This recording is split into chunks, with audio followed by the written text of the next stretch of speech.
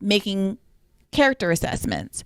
And when I had what I thought was a good faith conversation with Sam about it on our show about a month after all of this, he, to his credit, acknowledged that his opposition to force the vote was not substantive. It was because he didn't trust Jimmy Dore. So whatever you think about Jimmy Dore and whatever you think about MPP, I would hope that we would still be able to have a conversation, even if you think people are acting in bad faith, because nobody had a coherent. You saw Briahna Joy Gray had a debate with one of the loudest anti-force to vote people, and there was no argument to be found. There was no argument to be found. There wasn't. There still is no argument against force to vote. So here's Pramila Jayapal being asked about this. When we talked about it. I mean, and if I remember correctly, what I felt was at the time, and I remember the original video that Jimmy did about it, where he was talking like, there was a spirit of, of camaraderie, I guess, on some level that he was appealing to, if I remember correctly. And at the time I said, this sounds like a good idea to leverage the vote for something. Mm-hmm. And I think if I remember correctly, don't hold me to this, but maybe I probably should have checked that video, but I'm pretty sure I said at the time, I'm not sure that Medicare for All vote is the best idea. You might want something like committees or something like that. But the idea of leveraging the vote, I thought was a good one. And I think at the time, I may have said on the video or not, my feeling was like, I'm going to look into it. I'm going to ask around a little bit if this is, people think this is a good idea. And if they're looking for something else. And after that, if I'm pretty sure I have the sequence correct, I did ask a couple of people I know who are sort of not necessarily directly involved in that, but sort of peripherally involved and might have known about that. And I heard they were going for other stuff. I think ultimately that turned out to be the PAYGO thing. And I don't think after that I said anything about it, because I still felt like it's not a bad idea to, inject this notion of leveraging the vote. And so I think sorry, go ahead. And then I think it wasn't until I saw Jimmy turn it into, the next thing I saw about it was Jimmy doing a video saying that AOC was the thing that was the person that was standing between us and Medicare for All. She was a sellout. She was a fraud. And I realized like, oh. Okay, so Sam, just to clarify, I want to clarify, you said you talked to some people who were peripherally related, who said that they didn't think that force the vote was a good idea. Well, no, it wasn't they didn't think that force the vote was a good idea. It was more like I was checking around to see if there's other things that are being leveraged. And there was, and the answer I got was yes. And and I think I had conversations with people who were like, what happens after let's presume for a moment that, and one of the things, I had trouble with subsequent to it was just sort of like, what are the mechanics of this? Like exactly like what is what follows from the force the vote. And at that point I decided, okay, not a great idea, but I'm not going to, I'm a very much a, let 1,000 flowers bloom type of guy. Are you able to tell us any more about who it was you were talking to? No, but it's not earth shattering. It's, it's very peripheral people. And, we all have our sources. Some are on the record, some are off. And Sam's in a group DM with Bernie Sanders. But I can tell you this, I will say this, just for the sake of your audience, it was not AOC and it was not anyone at MSNBC. So there's the two sort of like, well, because Sam, there are, I don't know whether to credit this or not. I read some of the comments on YouTube, on Facebook, and some people were saying that, on Twitter rather, that there was they had sources that suggested that there were some folks in Congress or on their staffs that wanted to kill the force the vote movement. And wasn't sure if it was someone affiliated with the. Well, let me just address those in order. I mean, one, I take exception with the two premises that you start off with. One, that a vote of 300 approximately, let's assume the 118 who have co-sponsored the bill vote for it in the House. Maybe you get one or two other people. I don't know. Maybe, but let's call it 125. You will then have approximately 320 people voting against it.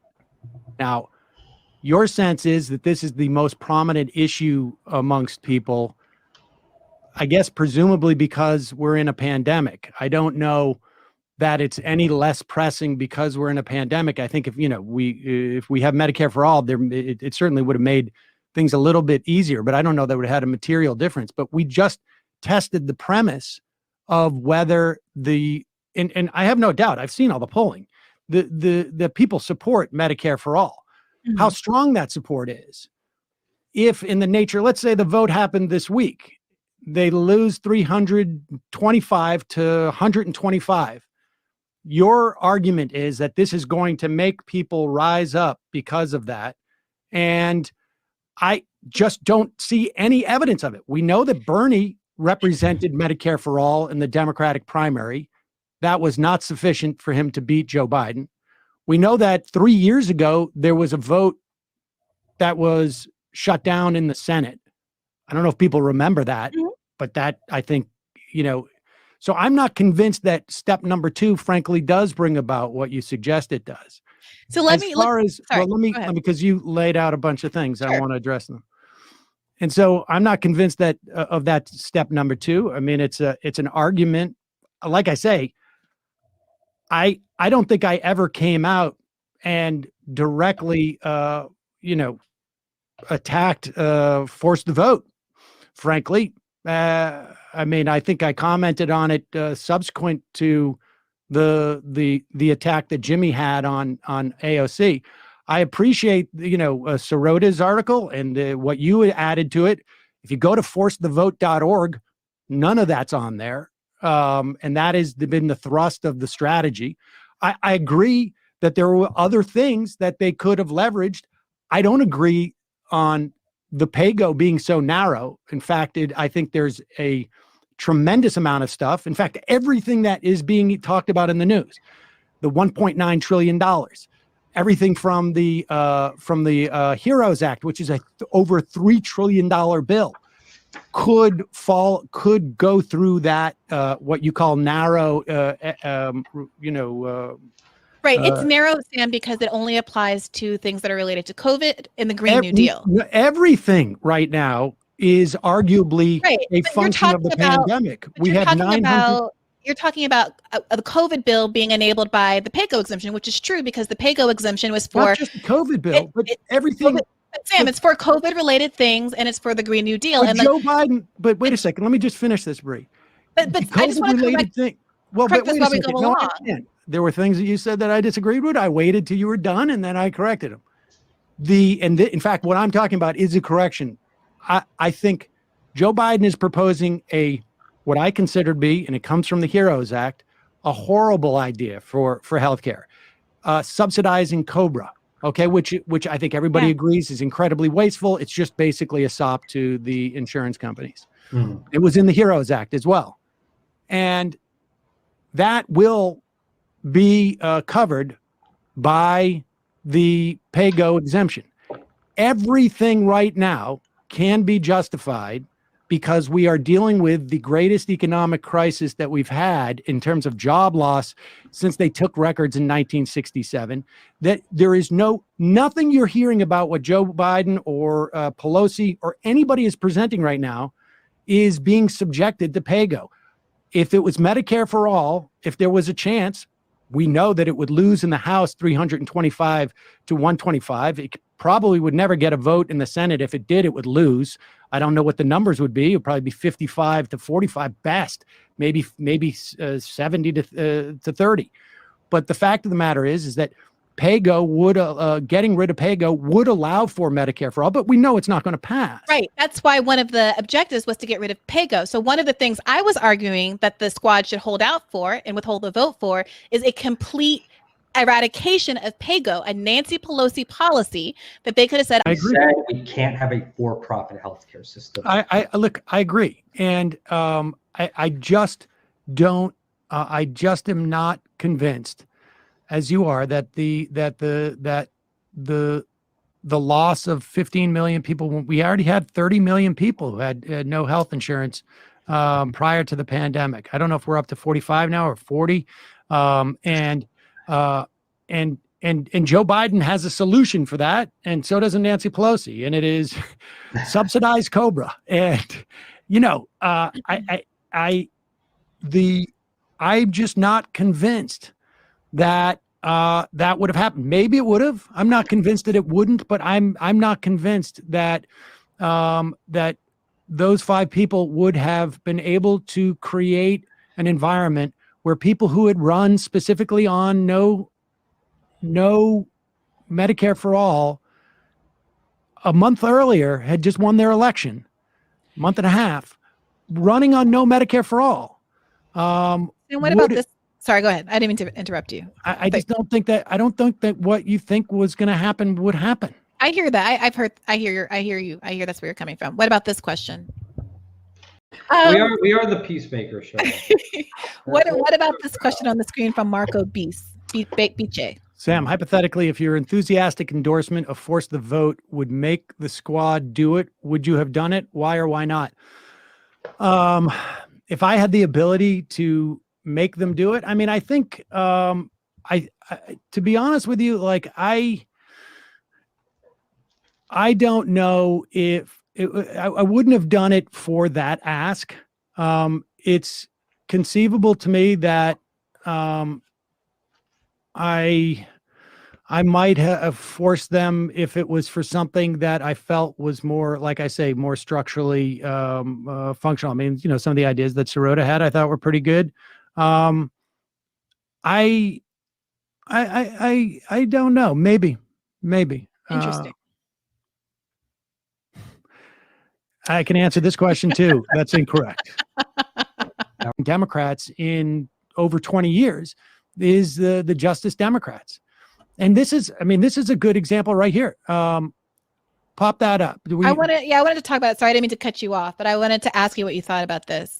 I absolutely agree. And I think the key, I think the misinterpretation of this is that sometimes it's also not. She wrote sometimes. And I think it's, Can you appreciate how frustrating it was for folks? Because literally we were told, I understand you can say that it's just conditional in the context, and that's a fair argument. That's completely fair. Say that people can find at least one. Yes, other at least thing that's one. more important. A thing that no longer exists. Right, but maybe there could be others. I mean, look, what was the pushback when the Democrats passed the HEROES Act? What was the pushback to the COBRA subsidies? I mean, I talked about it for a long time. Yeah, and I spoke to AOC about it. Actually, she came on my show and said that was horrible. It's garbage. And I can tell you, the response to that was crickets. Yeah, there should have been. I know that Jimmy Dore is very vocal about that as well. So I think that there needs to be more coordination across left media to drive the kind of enthusiasm which came very organically around Force the Vote. Don't have that kind of strength. I got news for you. Like, this is honestly, it's like it's like bald men arguing over a comb when we start talking about this. And I said this to Jimmy Dore as he was critical of me for not talking more about the failures of the CARES Act, and I think that that's right. Not CARES. I'm talking the HEROES. Sorry, the HEROES Act. The issue is the CARES Act was in the spring. But I am personally talking about the CARES Act. But regardless, I think that part of the issue is, I know personally, I'm like constantly looking, journalism is crap. I'm constantly looking to people like Sirota and Dave Dayen and like the few outlets that are covering, Stein at Washington Post, the few people who are covering what I need to know here or there. And then I try to amplify it to the best of my ability. But it feels like I'm just doing a one-woman kind of like impromptu comms task here. And it does feel like shouting into the void sometimes. And I think that there could be a lot more coordination to drive home certain messages. We're all talking about the same thing on the same day. We all get direct feeds from the report. With him. And Maine, that's kind of a different situation where Collins was, got enough Biden-Collins voters to get reelected. I mean, these are overdetermined things, elections, and, we can sit here and we can bullshit about what we think is going to be the case. But, the fact of the matter is, we don't really know, and fucking Nate Silver doesn't know. The voters don't even know.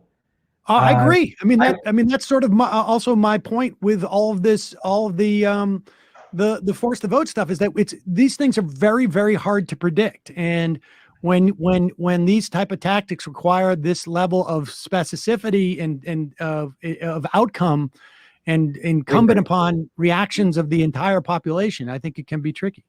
Wait, Bray, before you take questions, I want to go